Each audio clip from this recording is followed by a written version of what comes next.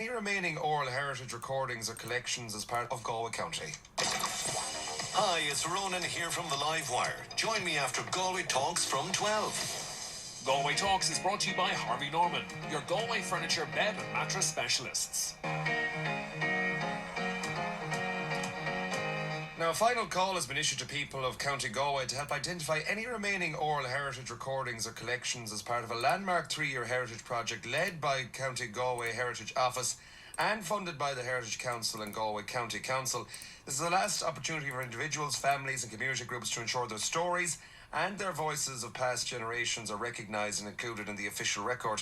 To discuss this, I'm joined on the programme now by Dr. Tomás Mac Conmara, who is Director of Mac Conmara Heritage Consulting. And we've talked about this before, Tomás, but this is the last chance for people to get involved. Remind them what is involved in this. Sure, John, yeah, and thanks a million. Well, it started in 2023, and as you said there, it's led very much by the Heritage Office and Marie Mannion of Galway County Council. And the overall premise of the project was that there are collections of oral recordings all across County Galway, and indeed outside of County Galway relating to the county, you know, whether it be one tape or whether it be a large digital collection of oral history documented in some part of the county. And the issue with collections like that are that they're separate from each other, they're fragmented. In some cases, they're, you know, sitting in a box, never played from when they were actually recorded. And, you know, that is just a trend that has happened with regard to oral history and oral heritage recording in general. So the idea was to try and make a really big effort to identify where all of these collections are, where all of these recordings are, identify all of the relative information about them, to compile, you know, a comprehensive database of that information, to identify the patterns of, you know, conditions, of formats and so on, to give us a picture of the landscape of oral heritage recordings across County Galway. And that then, after the 3-year period, will be able to tell us how much has been recorded in relation to oral heritage, folklore, tradition and so on, and where all that information and all those collections is located.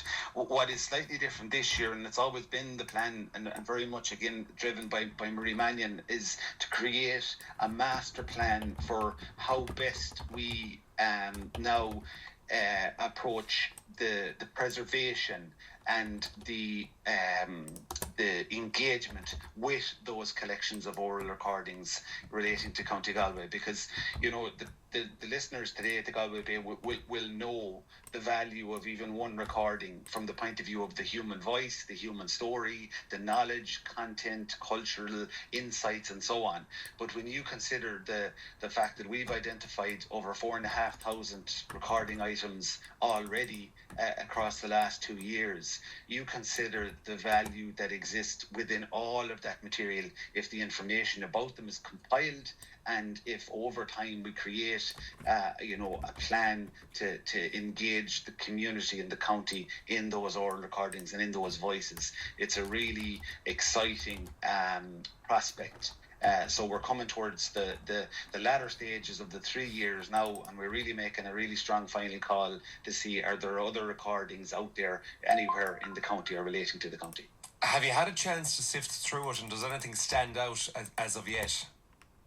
Oh, certainly. I mean, again, we've been immersed in the information over the last couple of years, obviously. And, you know, what's really important is that we're looking not only at collections in County Galway, but about County Galway. And we've looked at a lot of international collections to try and identify were there people from County Galway recorded within that. And we've found a lot. And sometimes it's not easy to find it because maybe the metadata isn't all that clear.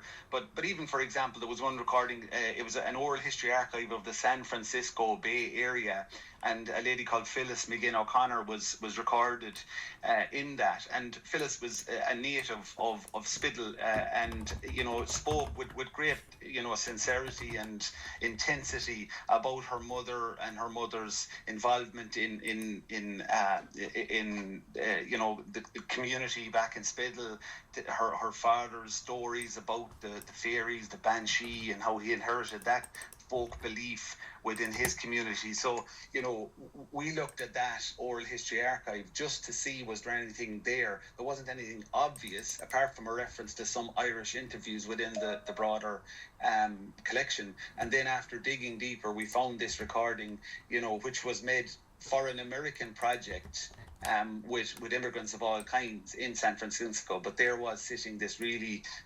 priceless insight into Spiddle, into County Galway, through a different avenue. And we've looked at Australia, we've looked at Canada, we've looked at New Zealand, and we've identified, even if it's one or two recordings, they're of tremendous value. But it can also then go to, a single recording with a grandmother that was undertaken in Ballinasloe, and the value of that. We have a recording with the late Kathleen Mitchell, who passed away just last week in East Galway, and she was connected to an incident down in County Clare during the War of Independence. Her uncle was one of the 4 Scariff martyrs, and a very short voice recording of hers has been identified, and we found where that exists and so on. So, you can jump from those single items of importance up to the, over 1,500 recordings in the National Folklore Collection, which were documented, of course, by the Folklore Commission, in the Gaeltacht communities in principle in the 1930s and 40s, the Dogen collection, the dialect survey that was undertaken in the late 1920s, that is within the Folklore collection in Dublin as well. So all of these collections and recordings are of importance because the people who went out and did them at the time knew there was a real urgency to collect that, to record that, and to ensure it wasn't lost. But the difficulty has been, as I mentioned earlier, is that is usually as far as a lot of the collections went.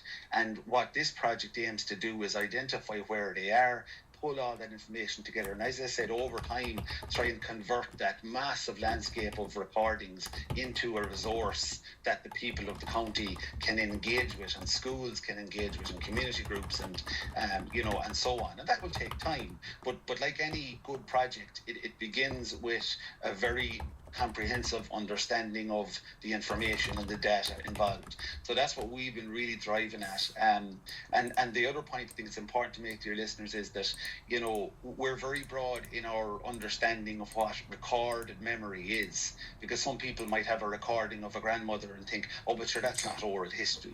If it's a recording of somebody talking about an aspect of County Galway, whatever the subject, on whatever format it might be, we would be delighted to hear from them and to include them in our listing. And as I say, it's something that will be of tremendous value to the county for decades and decades to come once all the information is in place. You're listening to Galway Talks with John Morley in association with Harvey Norman, Gateway Shopping Park, Knocknacara. Dr. Tomás Mac Conmara, thank you for joining us in the programme. If you want to contribute to that, all you have to do is contact Mac Conmara Heritage Consulting on 087 916 073 or by email at macconmara@gmail.com. That's MacConmara heritage@gmail.com.